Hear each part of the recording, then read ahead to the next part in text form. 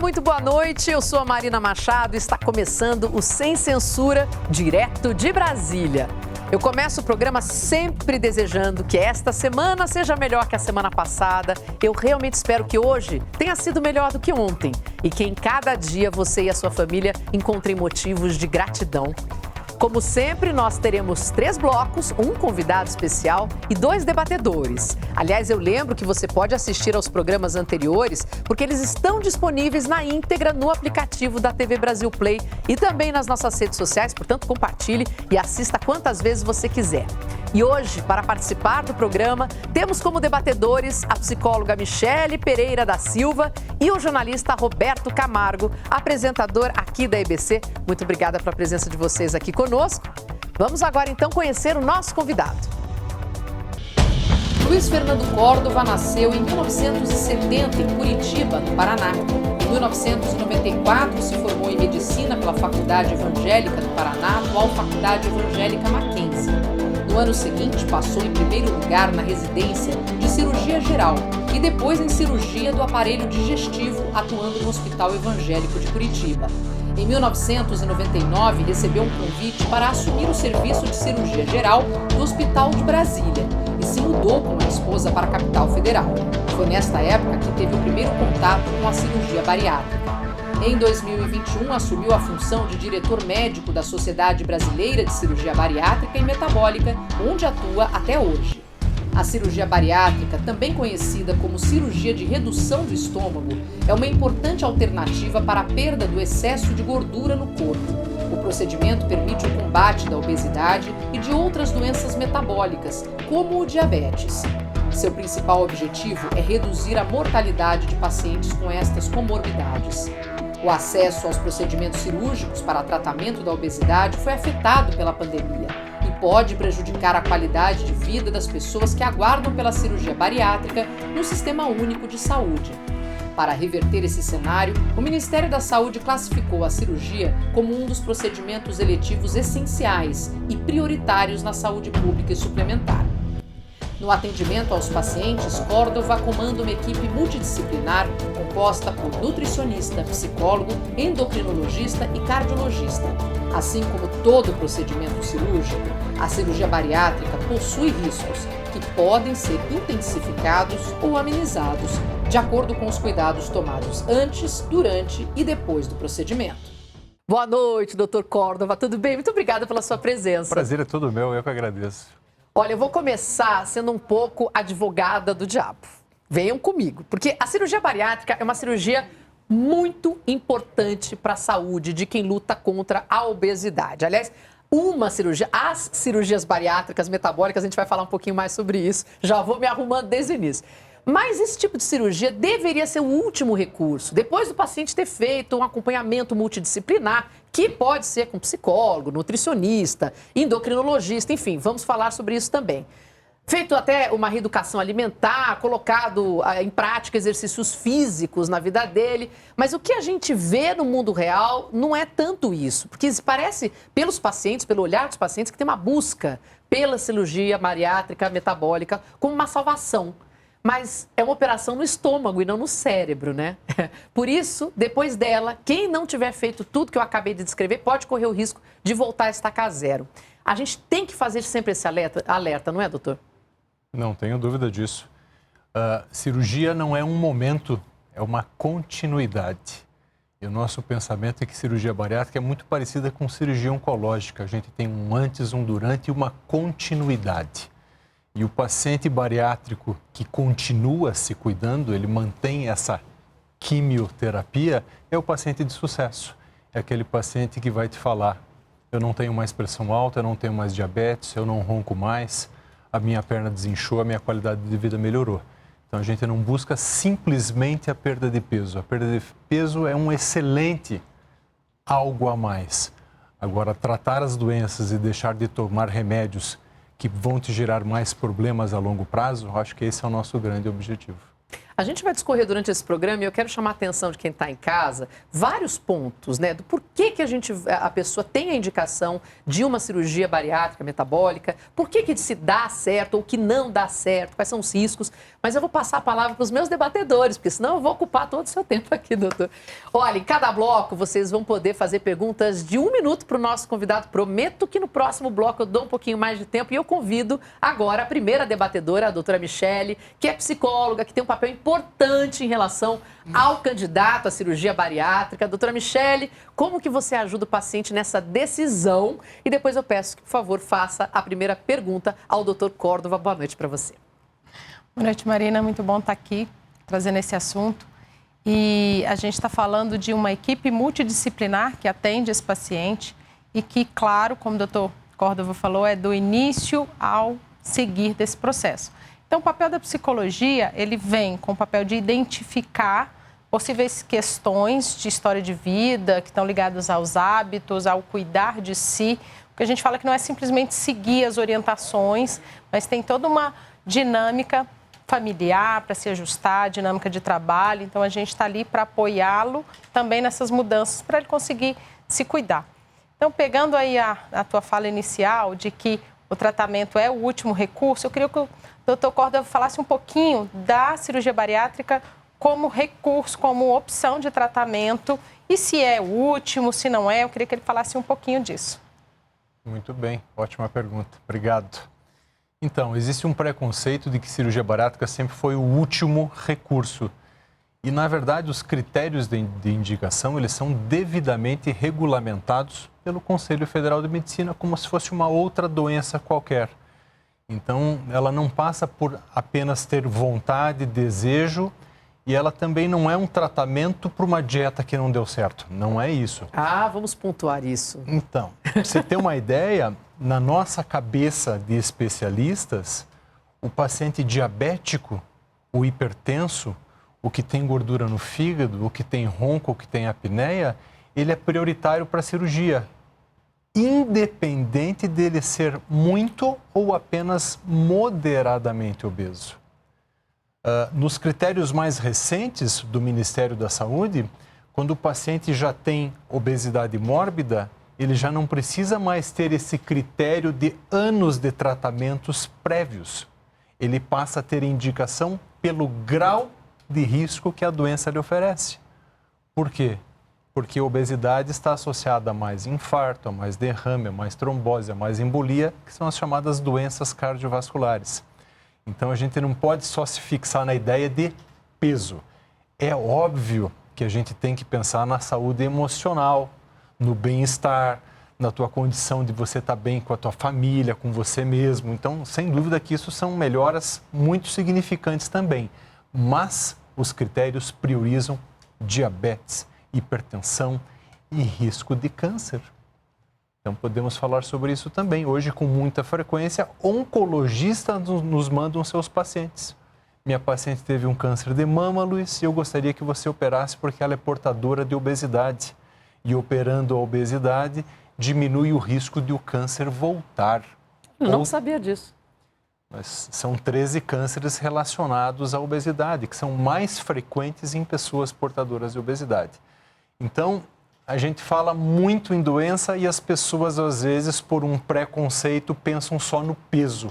Ah, não deu certo, eu não aguento mais fazer uma dieta, eu vou fazer cirurgia. Então, tem muito mais coisa. A gente precisa desmistificar isso, Precisa. né? Porque é isso. E até aquela coisa assim, é um caminho fácil, porque eu faço a bariátrica e aí reduz o estômago e eu emagreci. Pronto, resolveu o meu problema. Porque é um processo de reeducação, é um processo de cuidado, é um processo de mudar alguns estilos de vida importantes, doutor. E que tem que durar a vida inteira. Porque se não fizer isso depois da cirurgia, não vai melhorar a situação. Exato. A gente, com a cirurgia, a gente controla essas doenças metabólicas e perde peso. Só que só perder peso não é uma coisa ideal. A gente não consegue perder só gordura, né? E ficar fortão, né? A gente perde tudo. A gente perde vigor, perde massa. E o nosso grande objetivo da equipe multidisciplinar é isso. É conseguir acompanhar esse paciente do ponto de vista emocional, físico, social, nutricional. Então, você quer encontrar um paciente bariátrico bem acompanhado, ele vai te falar assim: eu tenho a minha nutricionista, eu tenho a minha psicóloga, eu tenho a minha fisioterapeuta, eu tenho o meu educador físico e eu tenho o meu médico. Eu tomo proteína, eu tomo as minhas vitaminas como todo adulto deveria tomar, eu faço um pouco de exercício como todo adulto deveria fazer, porque o meu médico me ensinou, a minha equipe me ensinou que eu não posso ficar murcho e desmilinguido, eu preciso recuperar a massa muscular, que é isso que vai me manter saudável e magro a longo prazo. É gostoso de ver quando isso acontece. Nossa, isso é maravilhoso. Agora, com muito prazer, eu chamo você, Roberto Camargo. Boa noite para você, Roberto. Obrigada por você ter vindo. Boa noite, Maria. Eu que agradeço, um prazer enorme ter você de volta aqui a Brasília e a oportunidade de participar aqui do programa, né? Então, a palavra é sua agora. Cumprimento a doutora Michele, doutor Córdova. Também para mim é uma honra poder participar desse debate. Obrigado. E gostaria de começar do básico, doutor, né? A gente sabe genericamente que uma cirurgia bariátrica tem a ver com a redução do estômago, né? Mas eu vou pedir para o senhor detalhar um pouquinho isso aí, né? Quais são os tipos de cirurgia, falar um pouquinho até da evolução que nós observamos nos últimos anos. Que eu me lembre, né? As primeiras cirurgias bariátricas eram muito mais invasivas, né? Hoje o processo é relativamente mais simples, rápido, o paciente se interna, faz a cirurgia, tem às vezes a chance de ir para casa, se não no mesmo dia, no dia seguinte, né? Então eu gostaria que o senhor descrevesse um pouco esse tipo de cirurgia e também falando a respeito do preparo do paciente pré-cirúrgico e até também o que se pode esperar em termos de duração da cirurgia em si. É uma cirurgia demorada, é uma coisa rápida? É essa a minha primeira questão para o senhor. Muito bem. Vamos lá. Cirurgias bariátricas começaram na década de 50. Na década de 60, elas já eram populares nos Estados Unidos. E o grande pensamento da época é: eu vou fazer meu paciente perder peso, que ele perdendo peso, o resto vai se curar. Então, melhora a pressão, melhora o colesterol, melhora, diminui o infarto, cura a diabetes. E o pensamento era que a perda de peso fosse o grande foco. E naquela época, basicamente, ou você reduzia o estômago ou encurtava o intestino. Então, era tudo muito baseado em restrição, em comer pouco ou absorver pouco. O tempo foi passando e a gente começou a aprender que tinha muito hormônio por trás, que os pacientes com essas cirurgias, eles passavam a produzir alguns hormônios intestinais que melhoravam o funcionamento do pâncreas, que baixavam a pressão, que melhorava a glicose, o colesterol, enfim. Então, por isso criou-se esse termo metabólica. Então, quando vocês ouvem falar hoje cirurgia bariátrica e metabólica, que inclusive é o nome da nossa Sociedade Brasileira de Cirurgia Bariátrica e Metabólica, foi a primeira no mundo que usou esse M. Nós temos muito orgulho disso. É porque se entendeu que o metabolismo mudava. Então, lá dentro, o intestino é considerado o maior órgão endócrino. O maior órgão produtor de hormônios do nosso corpo é o intestino. Então, quando você faz o intestino, o alimento passar mais rápido pelo intestino, chegar mais rapidamente às porções finais, aumentam hormônios que, por exemplo, ajudam no controle do diabetes. Então, mudou-se esse conceito, né? Me perdi na sua pergunta agora. E queria saber, né, o tempo de cirurgia, qual que é o preparo para essa cirurgia? O ato operatório das duas técnicas mais comumente realizadas no nosso meio, que são o bypass gástrico em Y de Roux e a gastrectomia vertical, são cirurgias que hoje variam de 1 hora, 1 hora e meia, feitas por videolaparoscopia. Ninguém abre mais, né? No SUS, muita gente abre. Abre? No SUS, 95% das cirurgias são feitas por laparotomia. É para laparoscopia? Não, por laparotomia, cirurgia aberta. Por laparoscopia, no SUS, só 5%. Ah, tá brincando. E em Brasília, graças a Deus, a gente tem um privilégio aqui em Brasília. Olha, aproveitando, né, número de cirurgias bariátricas realizadas pelo SUS entre os anos de 2011 e 2020. Olha que pouquinho, né? Caramba.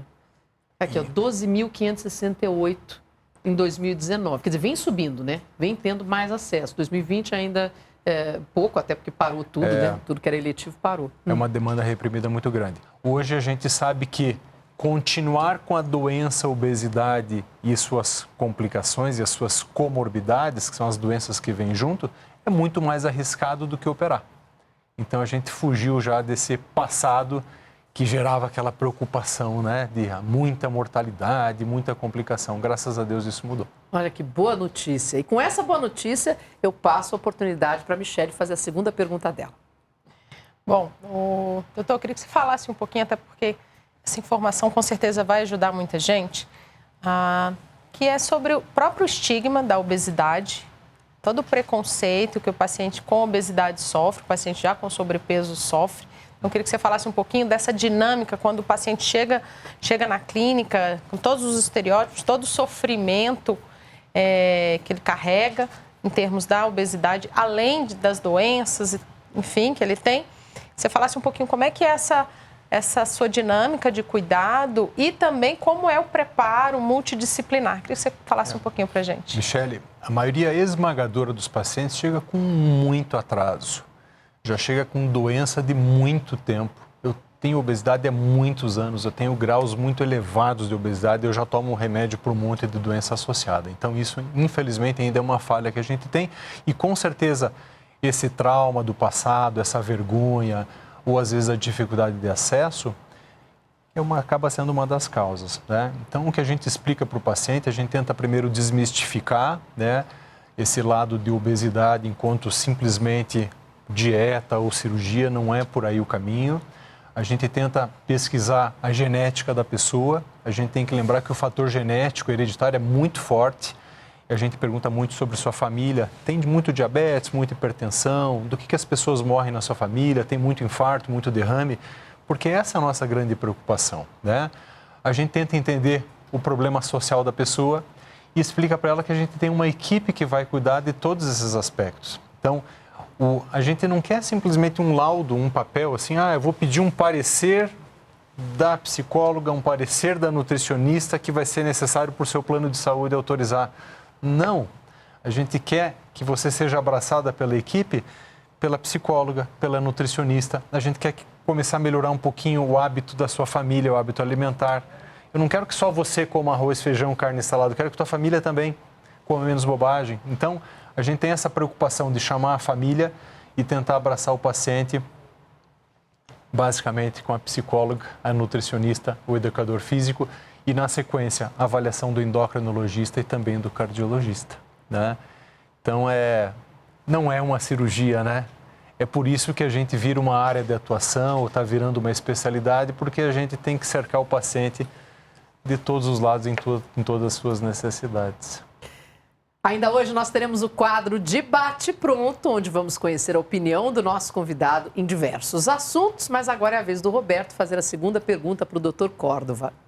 Vamos lá. Embora eu tenha entendido, né, não se trata apenas de uma cirurgia, mas tentando talvez representar aquele telespectador que quer entender um pouquinho mais do ato cirúrgico propriamente, eu vou insistir um pouquinho naquela diferenciação entre os dois métodos, né, que o senhor chegou a mencionar, o bypass e mais um, né, rapidamente. E depois, no pós-operatório, né? Que impacto esse ato cirúrgico vai ter na vida da pessoa? O que é que muda dali para frente? Qual tipo de adaptação que vai ser necessário para ela em termos de alimentação e outros hábitos mesmo e outras atividades que talvez ela tenha que incorporar dali para frente, né? Por exemplo, já ouvi relato aí de uma pessoa que há até uma mudança de paladar. Há uma mudança no olfato depois, né, de passar pela cirurgia bariátrica metabólica. Não sei se isso é registro mesmo, médico, se é comum. Eu queria que o senhor comentasse um pouquinho sobre esse impacto no organismo da pessoa que passou por esse procedimento. Perfeito.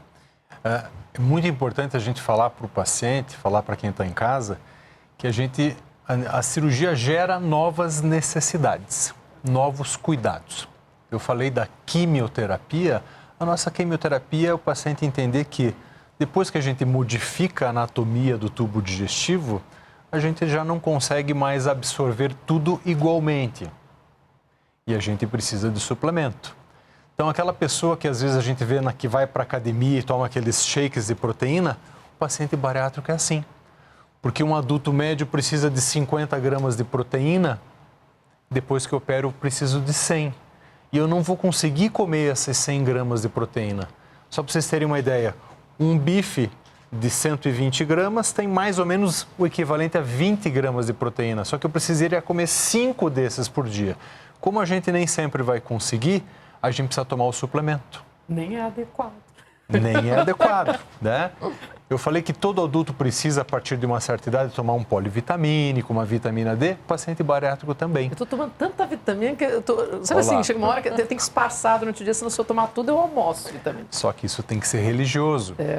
Então, a gente tem que explicar para o paciente que isso não é uma coisa ruim, isso é uma coisa boa. Eu vou estar cuidando mais da minha saúde, mas eu tenho que regrar mais a minha vida, ter horários. Se antes eu comia na correria, agora eu vou precisar reservar um momento mais adequado para eu conseguir comer a proteína que eu preciso. Mas ele sai da cirurgia, por exemplo, eu acho que um pouco do que o Você quer saber do começo, né? Aí ele vai ficar não sei quantos dias só no líquido. É que eu já estou pensando para a vida inteira. Mas, enfim, normalmente, nesse período de cicatrização inicial, o paciente ele tem que passar por uma dieta líquida, né? E essa dieta inclui sucos, chás, água de coco, sopas peneiradas, coadas. E isso vai engrossando gradativamente. Então, primeiras 2 semanas, dieta líquida, depois de 15 dias já virou aquela papinha de bebê. Na partir da 4ª semana já volta uma comida semissólida, aquele arroz bem cozido, legume cozido, uma carne desfiada. E com 30 dias o paciente volta a comer comida sólida, volta a mastigar. Logicamente, toda uma orientação da equipe, precisa mastigar mais, precisa comer mais devagar. Porque senão... Pode se entalar. A gente tem, às vezes, aquele costume, né? Aquela ansiedade, a compulsão, a agitação, e a psicóloga é tão importante nisso, de comer rápido. E a gente precisa ensinar o paciente isso também. Isso tem que mudar na sua vida. Pois bem, agora temos uma mensagem que foi enviada para a gente. Vamos assistir aqui no telão. Oi, pessoal do Sem Censura. O meu nome é Sônia Regina, eu sou do Rio de Janeiro e eu vim falar sobre a minha experiência com a cirurgia bariátrica. E eu tenho uma boa informação, né, sobre a cirurgia. Se hoje, graças a Deus, eu estou aqui conversando, se eu estou aqui informando sobre a minha experiência, é porque, graças a Deus, ela deu certo comigo. E sigo em frente porque é uma luta ainda, tá? Pra gente conseguir chegar à satisfação da cirurgia, né? Que é a saúde. Então eu sigo na caminhada ainda, mas graças a Deus ela deu certo comigo. Muito obrigada pela sua participação e fico feliz em receber esse tipo de informação. Agora, a gente não, nesse período será que dá para falar pós-pandemia? Ainda estamos no processo. Casos de pessoas que fizeram a bariátrica e depois tiveram complicações psicológicas e que foram para psiquiatras e que não lidaram bem. O que acontece aí, doutor? Entendo que a pandemia também teve um impacto grande. Na nossa regulamentação de Conselho Federal, de ANS, diz que todo paciente precisa ter avaliação de psicólogo ou psiquiatra. No SUS tem? Tem. Ou um ou outro, o psicólogo de mais fácil acesso, o psiquiatra mais difícil, né? Mas nem sempre o tempo de avaliação é o suficiente para se descobrir tudo sobre a vida do paciente e nem se diagnosticar todos os problemas que todos nós temos. Quem não tem algum grau de ansiedade, algum grau de compulsão, quem não tem problema na vida. Então, aquele comentário de que às vezes a pessoa, depois de operada, vai desenvolver problemas, às vezes ela já os tinha antes, eles só não foram devidamente investigados e descobertos, né? Uma pessoa operada vai mudando o seu corpo, vai perdendo peso, vai emagrecendo, às vezes ela vai precisar trocar seu guarda-roupa, ela vai querer comprar roupa nova, né? E às vezes ela é taxada como compulsiva, assim, nossa, ela agora está com compulsão por compras. Será? Né? As pessoas falam muitas vezes sobre bebida alcoólica. Quem não bebe não vai passar a beber. Quem não gosta de bebida não vai passar, né, a gostar, né? Então, a gente precisa identificar se a pessoa já tem algum problema antes e trabalhar em cima disso. E essa é a importância de ter uma equipe. Eu tenho que ir para um rápido intervalo, e é rápido mesmo, mas a gente volta já já, teremos mais comentários, perguntas para o nosso convidado. Fique com a gente.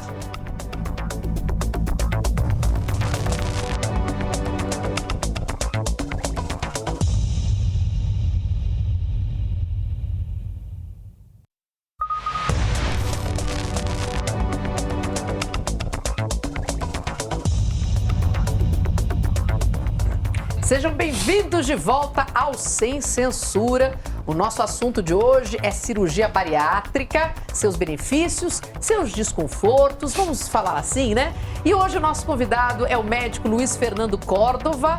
Doutor, eu queria entender quais são os alertas de que o caminho está ficando perigoso, porque eu não queria, né, chegar aos 100, 150 quilos para que aí comece a tocar uma sirene maluca. Quando que a família, por exemplo, pode alertar ou a pessoa se dá conta de que é preciso rever hábitos alimentares, prática de exercício e buscar ajuda médica? Muito bem. Primeiro, os mais obesos não são os mais prioritários. Então, primeiro sinal de alerta, eu já estou tomando remédio para doenças. Já estou com problema da pressão, do colesterol, estou roncando muito. Estou tomando remédio para o pré-diabetes ou para o diabetes. Esses são sinais de alerta porque o nosso paciente prioritário é aquele que já tem doenças e às vezes nem é tão obeso assim. Tá. É aquela coisa, o cara é fininho aqui, eu tô falando do cara, né? Mas porque normalmente aquela barriguinha de chope tá aqui, mas tá tudo bem. O entendimento mais recente sobre a doença obesidade é que ela não é baseada simplesmente em peso, mas sim em gordura, porque a gordura corporal gera inflamação e a inflamação gera doenças. E às vezes essa pessoa que é vista como não obesa, pernas finas, braços finos, só aquela barriguinha de chope, esse é o tipo da obesidade que mais nos preocupa e que vai gerar essas doenças. Então começou, teve aquele atestado, virou hipertenso, estamos começando a ter índices diferentes, está na hora de olhar. Essa é a visão mais moderna. É óbvio que aqueles pacientes muito grandes, muito obesos, que já têm limitações muito físicas, articulares, esse paciente precisa ser avaliado, mas a gente precisa falar para o pessoal de casa que é mais precoce que a gente está preocupado. Que nem aquele carocinho que está pequenininho. Quanto mais cedo a gente consegue intervir ou operar, maiores as chances de cura. E evitar que a pessoa chegue, né, num tamanho muito maior, né, doutor? Exato. Agora, vou dar aquele prometido tempo para os nossos debatedores. Vão poder fazer perguntas e depois fazer considerações sobre a resposta do nosso convidado. Peço, por favor, que você, Michele, faça a sua pergunta. Você tem 2 minutos. Bom, a gente está aqui trazendo esse conhecimento, mas ainda tem aquele estigma de que a pessoa operou, vai ganhar peso de novo, às vezes parece ameaça, medo. Inclusive, a gente sabe que essa fala, às vezes, inibe algumas pessoas que têm interesse, porque é dito, né, porque ela vai desenvolver uma outra compulsão, enfim. Fala um pouquinho, doutor, pra gente, como é essa dinâmica, até a própria abordagem, né, das equipes em relação a esses medos, essas ameaças que rondam o paciente. Perfeito. Então, assim, o primeiro ponto é, os critérios de indicação são critérios de necessidade, eles não passam por uma escolha. Eu quero fazer, eu tenho o desejo de fazer. Eu preciso fazer porque existem critérios de doenças que geram a necessidade da cirurgia. Uma vez estabelecidos esses critérios de indicação, a gente precisa que toda a equipe cuide do paciente. Então, eu tenho a nutricionista, eu tenho a psicóloga, eu vou ensinar o paciente sobre as suas novas necessidades, para que depois exista essa continuidade. Recidiva, voltar a ter a doença obesidade, pode acontecer? Pode. Existe aí 15%, 20% de literatura mostrando recidiva. Porém, é muito incomum no nosso meio você ver pessoas que não perderam peso e não melhoraram suas doenças.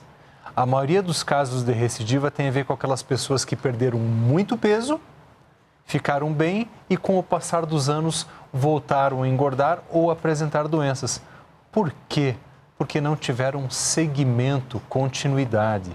E em doenças crônicas, qualquer uma delas, doenças reumáticas, câncer, obesidade, a gente precisa ter esse segmento. E é esse mais um papel primordial aí da equipe multidisciplinar. O paciente que eu tenho a minha psicóloga, a minha nutricionista, meu educador físico e eu tive qualquer pequeno problema, eu volto na minha equipe, ela vai cuidar de mim. Então a gente evita de ter essas recidivas maiores. Michele, você tem 1 minuto para comentar as palavras do Dr. Córdova. É importante essa sua fala, mas a gente ainda vê esses medos rondando. E às vezes o paciente ouve tanto que ele se afasta do consultório. Quando chega, pelo menos a minha experiência pessoal de que eu não vou fazer porque eu estou ouvindo demais, estou vendo na internet, filtrando todos os casos ruins. Então, a gente tem a internet como um aliado e também um desafio, mídias sociais, grupos, enfim. Então, a nossa forma de abordagem com o paciente vai, inclusive, compreender como é que ele usa a internet, o que ele está ouvindo.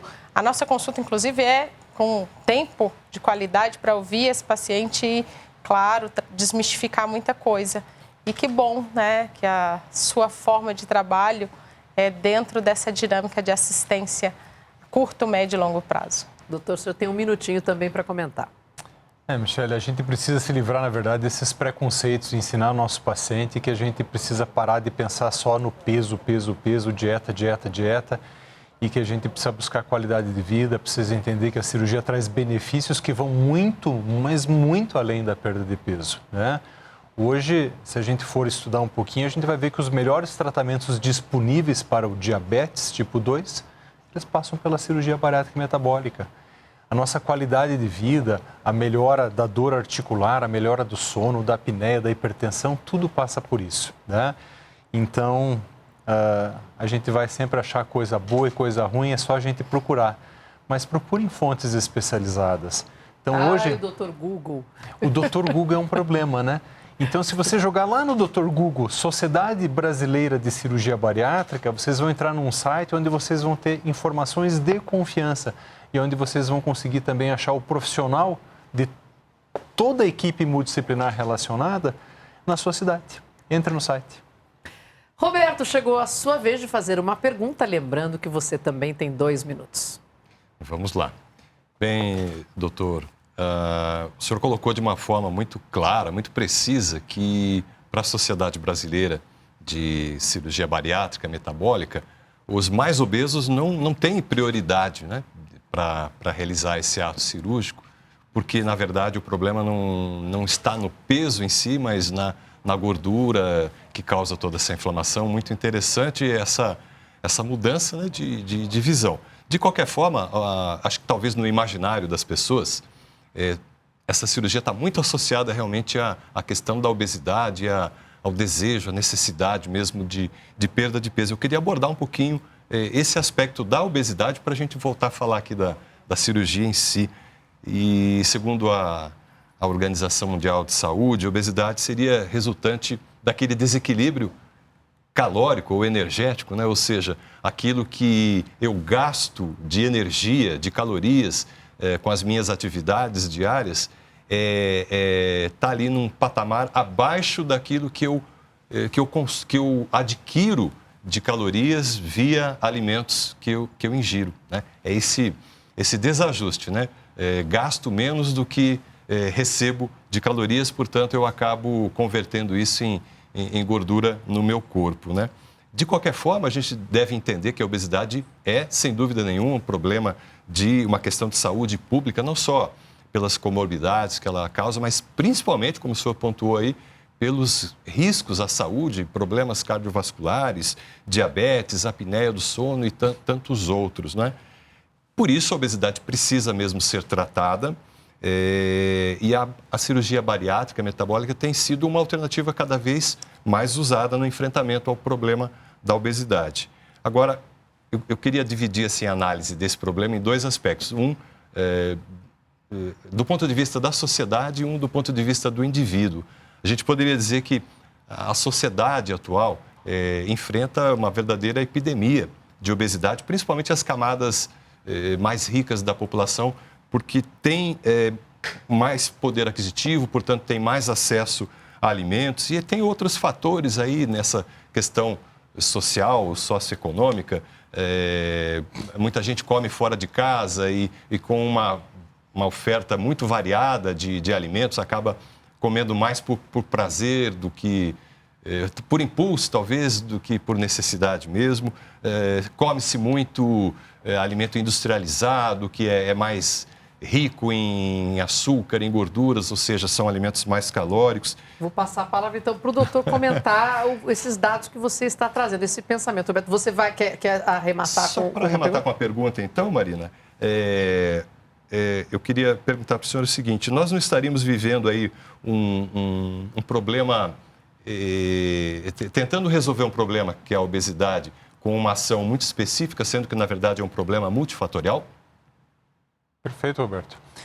Então, assim, o primeiro conceito é: obesidade é uma doença crônica, progressiva e não curável. É a maior epidemia não infecciosa do planeta Terra e aumenta todos os dias a despeito de todos os tratamentos existentes. Então, para vocês terem uma ideia, na década de 70, 7% da população brasileira era obesa. Em 2019, antes da pandemia, batemos os 20% e agora estamos quase perto dos 30%. Um dos países que mais engordou na pandemia foi o Brasil. Média mundial de 30% de aumento de obesidade, no Brasil passou de 50%. Então, é uma doença epidêmica e junto com ela vem todas as outras doenças. Então, é óbvio que a cirurgia bariátrica também passa e prioriza a perda de peso. Hoje, a gente entende que o diabetes precisa perder peso para melhorar. Não é só o foco na glicemia. Então, existe um contexto de perda de peso, mas associado também à melhora das doenças, né? E diante desse cenário, resultados que nós temos com tratamentos clínicos e resultados que nós temos com tratamento cirúrgico, hoje, cirurgia bariátrica e metabólica é o tratamento mais efetivo no momento. A gente não sabe se daqui a um tempo teremos novos medicamentos que talvez consigam substituir a cirurgia na questão perda de peso. Agora, para o controle de tantas doenças, pouco provável, porque a gente não está só perdendo peso, a gente está tratando a pressão, o colesterol, a apneia, o diabetes, a gente está trocando 5, 6, 7 às vezes remédios por uma cirurgia. Isso não quer dizer que o paciente não possa precisar de tomar remédio. Lógico que não, isso é um preconceito. Antigamente se achava assim, ou cirurgia ou tratamento clínico. De jeito nenhum, ninguém está aqui para falar isso, né? O que sabe sim que o melhor tratamento disponível do mundo hoje para doenças metabólicas e perda de peso é a cirurgia. Mas, dependendo do momento que nós fizemos essa cirurgia, o paciente já não consiga mais ficar totalmente livre do remédio. Por isso a nossa briga por falar em prioridade, em precocidade. Quando eu opero uma doença crônica mais no começo, a chance de cura ou de remissão é muitas vezes maior. Roberto, eu vou passar a palavra para você para um comentário de 1 minuto. Do ponto de vista do paciente, doutor Córdova, aquele que procura o consultório médico, talvez já preocupado assim, com o impacto, né, da obesidade na sua saúde, ele traz consigo fatores genéticos, fisiológicos, metabólicos, né? E principalmente de comportamento que muitas vezes estão na raiz do problema, né? Será que esse paciente no diálogo com o profissional de medicina estão enxergando que que deve haver uma preocupação maior com a saúde, ou seja, com os resultados que esse ato cirúrgico pode trazer na melhora da saúde, ou ainda prevalece o desejo apenas de perder alguns quilos? Doutor, 1 minutinho também. Existem 2 tipos de pacientes, Roberto, como você falou. Existe o paciente que ele está preocupado com doença porque ele já teve, às vezes, algum susto, ele já teve uma trombose, ele já teve um infarto, ou já teve alguém que morreu na família de diabetes ou complicações, e ele vem por esse motivo. E tem aquele paciente que não aguenta mais fazer dieta, que já tem há muitos anos vem fazendo tratamentos clínicos com um nutricionista, com endocrinologista, com atividade física, e nada disso surtiu resultado. Então, existem esses 2 mundos. E a nossa obrigação é a gente chegar num equilíbrio e explicar para os pacientes que a gente precisa combinar as 2 coisas, né?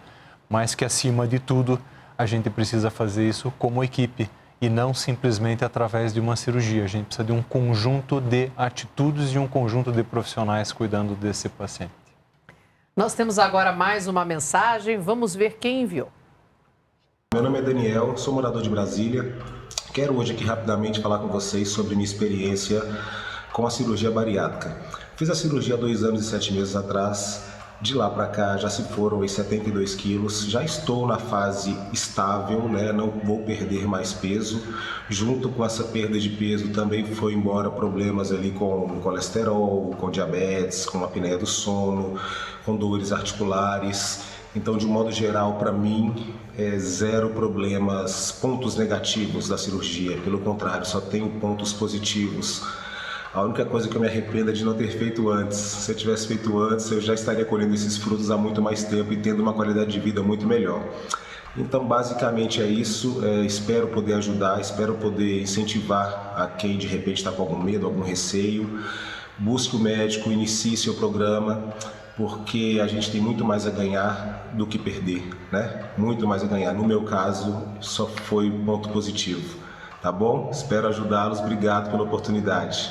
Até logo. Que legal. O melhor de tudo é que as fotos dele atuais são de saúde, porque ele está fazendo exercício, está com uma cara ótima. É muito mais, né? É um processo que vem antes, durante e depois. Olha, conversamos bastante, eu estou adorando o nosso papo. Eu vou fazer um intervalo muito rapidinho, doutor. A gente volta daqui a pouquinho para o nosso último bloco. Daqui a pouco vai ter debate pronto com o nosso convidado. A gente volta já já.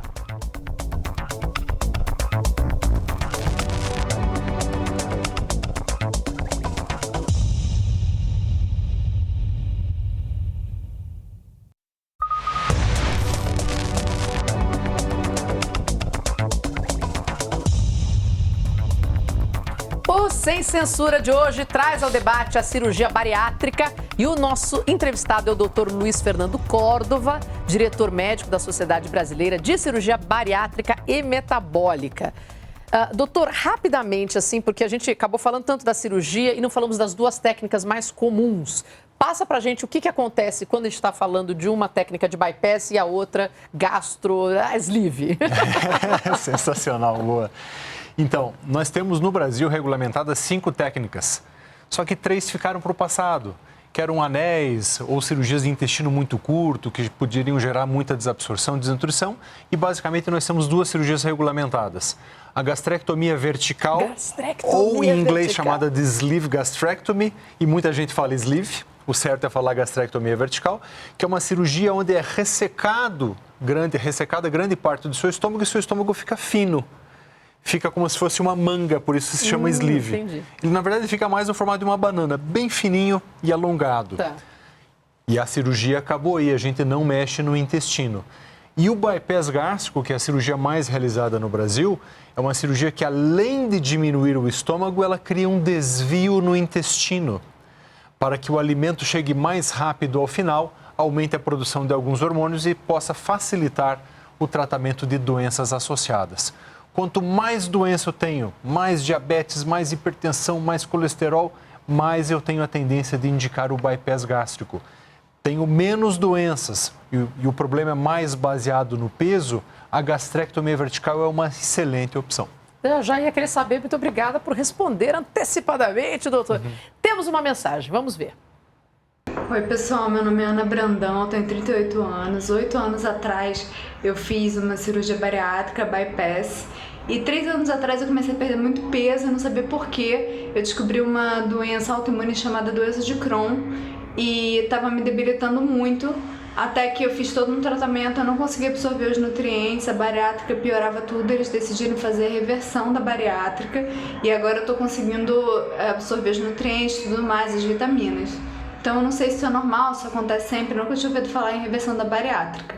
Que curioso. E agora que a gente sabe que a bypass, ela já chegou e explicou. Rapidinho, doutor. Legal. Dá para fazer reversão? Então, dá sim. Então, primeiro, não existe relação de doença de Crohn ou doenças autoimunes. Porque fez a bariátrica. Exato. Okay, então, esse é o primeiro ponto, né? Então, se eu tenho algum problema nutricional muito grave causado por alguma outra doença, tem sim como voltar à anatomia normal no bypass. É possível. Ótimo. Na gastrectomia vertical sleeve, não, porque certa parte do estômago já foi embora. Tá. A outra você religa, tá tudo certo, abre o caminho e o caminho tá lá disponível para você. Mais ou menos isso. Traduzindo em miúdos. Pois bem, eu vou dar uma oportunidade de vocês fazerem as últimas perguntas deste bloco ou do programa, né, Michele, por favor. Doutor, a gente está falando de uma mudança na família, mas a gente tem uma dinâmica que às vezes não é favorecida, né? Porque a gente tem a indústria, e o Roberto falou, a gente tem essa força da dinâmica de trabalho, que às vezes faz a gente comer rápido, a gente tem o cuidar, vamos dizer assim, oferecer presente, a comida, a comemoração. E aí fala pra gente assim, como é que a gente trabalha essa família que a gente vê muitas vezes que é a fonte de muitos dos problemas do comer emocional. Fala um pouquinho.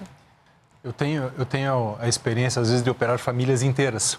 O pai, a mãe e todos os filhos. A partir dos 18 anos. Mas o Roberto vai falar. Dos 16 agora. 16 anos, meu Deus, mudou. Mas existe cirurgia em adolescentes. Existem as cirurgias em crianças. Criança mais nova operada no mundo, 3 aninhos. Não, para. Mas enfim. Ah, meu Deus. Isso é uma outra conversa, né?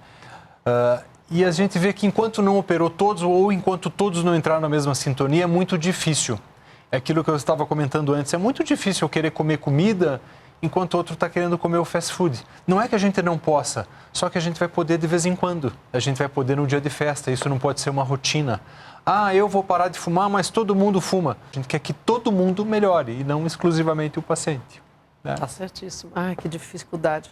Robertinho, pulei Difícil, um pouquinho ali no que você Não, talvez não fosse... tem problema. Eu ia mencionar a questão da idade mínima, né, que está dentro do regramento, né, da Agência Nacional de Saúde Suplementar. Então, o padrão seria de 16 anos para frente, mas como o senhor colocou, é possível antes, né? Existe a questão da obesidade mórbida há pelo menos 5 anos, não sei se isso está valendo ainda, né? Tem outros critérios, né? Mas me chamou a atenção aquele critério que diz o seguinte: ter realizado o tratamento clínico por no mínimo 2 anos sem apresentar redução de peso que demonstre que essa terapia foi bem sucedida.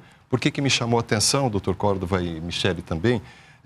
Será que a gente não corre um risco aí, a gente que eu digo, os profissionais de medicina, o paciente, a sociedade como um todo, de não conseguir fazer bem essa avaliação dos tratamentos pregressos à cirurgia? Será que é só o relato do paciente que conta, né? E aí, como desdobramento dessa pergunta, não há o risco, assim, de ocorrer um termo que eu ouvi aí dias atrás, lua de mel bariátrica, né? O paciente vai todo empolgado e só que ele não consegue depois dar o segmento, fazer a parte dele nesse segmento necessário e acabar se frustrando com o resultado da cirurgia?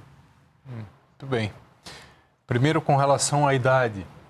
Se eu tiver uma criança com uma doença muito grave, eu não vou, às vezes, esperar ela ficar adulta para operar. Então, a gente precisa pensar sobre isso. Então, se a gente for estudar hoje e ver ciência, existem inúmeras publicações e muitos médicos operando adolescentes ou crianças, né? Porque existem crianças obesas mórbidas, existem crianças que já tiveram infarto, existem crianças que não conseguem dormir deitadas porque não conseguem respirar por conta da apneia. Então, a regulamentação de rotina era dos 18 aos 65, isso foi atualizado dos 16, sem idade máxima, a depender da condição de saúde da pessoa, de doenças ou expectativa de vida. Então, isso é muito importante, né? Infelizmente, a nossa realidade é o contrário. A maioria dos pacientes chega com muitos anos de atraso. Você tem obesidade desde quando? Doutor, desde criança. Há 10 anos, há 15 anos, há 20 anos. E a grande maioria dos pacientes já chega com complicações. É muito raro o paciente chegar sem uso de medicamentos. Eu já estou tomando remédio para pressão, para colesterol, para diabetes, para gordura. Gordura no fígado hoje é uma das principais causas do mundo de cirrose. A gente atende pessoas jovens que nunca se deram conta da gravidade da doença obesidade e que chegam já com cirrose. Então, nosso problema é bem mais grave, Roberto, infelizmente, né?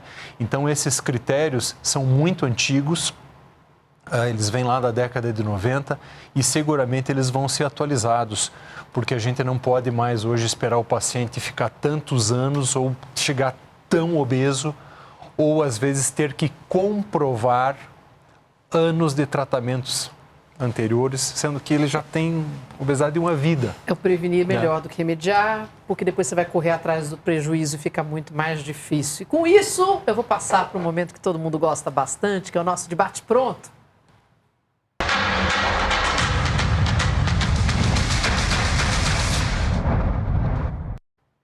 Pronto, doutor? Qual frase mais escuta de um paciente que busca a bariátrica? Doutor, eu não aguento mais fazer dieta, eu estou pensando em fazer cirurgia bariátrica. Se pudesse retirar um alimento das prateleiras, qual seria? Tudo aquilo que é super processado, congelados e refrigerantes. O mundo cancela tudo, mas tá certo. Ter balança em casa é ter uma aliada ou uma carrasca? Mais peso não quer dizer mais doença, menos peso não quer dizer mais saúde. A gente precisa buscar um equilíbrio e saber quanto de gordura e quanto de músculo a gente tem. E isso depende do profissional que vai te cuidar. Isso às vezes é mais fidedigno do que simplesmente o peso. O senhor opera com robótica? Se sim, essa nova habilidade melhorou a sua capacidade de jogar videogame? A cirurgia robótica veio para ficar, é uma evolução da cirurgia, é uma plataforma que dá mais comodidade ao cirurgião, mas não deixa de ser cirurgia laparoscópica, é uma cirurgia laparoscópica com acesso robótico. Para alguns lugares do corpo, como a próstata ou a pelve, ela fez muita diferença. Para lugares mais amplos, como o estômago e o intestino, ela pode ser uma aliada, mas ainda ela não é custo-benefício comparável. E o tempo ainda da laparoscopia é menor o tempo do que da robótica. Resumo, não melhorou seu videogame. O senhor tem saudade de cirurgias abertas? Era mais raiz, como dizem? Eu não posso mentir que como cirurgião, a gente que viveu, né, toda essa fase, a gente precisa aprender esse caminho, porque se um dia eu precisar reverter, eu preciso ter essa formação. Então essa é uma preocupação que eu tenho com os cirurgiões novos, eles têm que saber as duas vias.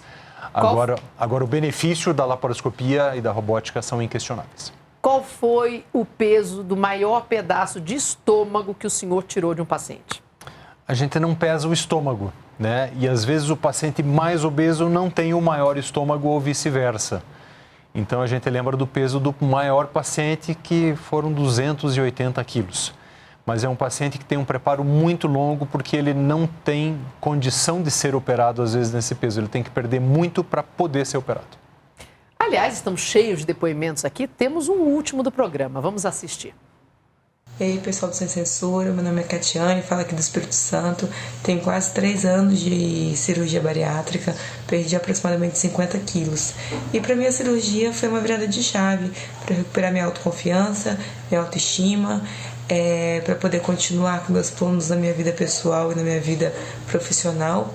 E para mim o maior ganho foi poder ter fôlego, ânimo e disposição para poder brincar com meu filho, para poder ir à praia com meu filho, ir ao parque, ao clube. Então, assim, para mim a bariátrica, ela foi realmente uma virada de chave. Foi uma das melhores escolhas que eu fiz por mim. Só para corroborar com o que o senhor falou, isso é um caso de sucesso, porque ela está com saúde e feliz. E eu termino o programa com este depoimento gostoso, dando a oportunidade de vocês fazerem considerações finais. Michele, por favor. Bom, muito bom estar aqui falando de saúde, falando de tratamento para a obesidade e que essa mensagem chegue àquelas pessoas que precisam. Obrigada. Lembrando que o programa você pode compartilhar. Sim, com certeza. Está em todas as redes. Muito bem, Robertinho, por favor. Programa muito esclarecedor, né? Eu espero que a gente possa difundir todo esse conhecimento aí para realmente ajudar as pessoas a entender a importância de se enfrentar isso aí, mas o quanto antes, né? Como pontuou muito bem o Dr. Córdova. Muito obrigada. Doutor, por favor. A maioria da sociedade ainda acha que os pacientes que devam ir para a cirurgia bariátrica são os pacientes muito grandes. Isso é um preconceito, né? A gente jamais pode falar assim, nossa, mas você nem é tão obeso assim para operar. Seria como se eu falasse, nossa, mas esse caroço que você tem aí nem é tão grande assim para operar. Só para a gente refletir sobre isso. Nossa, que frase perfeita. Esse é um olhar importantíssimo. Muito obrigada, doutor. Uau! Olha, o Sem Censura fica por aqui. Não esqueça essa frase. Agradeço muito a presença do Dr. Fernando Córdova, diretor médico da Sociedade Brasileira de Cirurgia Bariátrica e Metabólica, dos debatedores, a psicóloga Michele Pereira da Silva, do jornalista e apresentador da TV Brasil, Roberto Camargo. Agradeço o colega aqui da EBC e peço que você continue ligado nas redes do programa. A gente vai estar de volta na próxima segunda-feira, às 9 da noite, com as nossas intérpretes de Libras. Prepare os seus argumentos, porque semana que vem tem mais. Ótima semana a todos e até lá.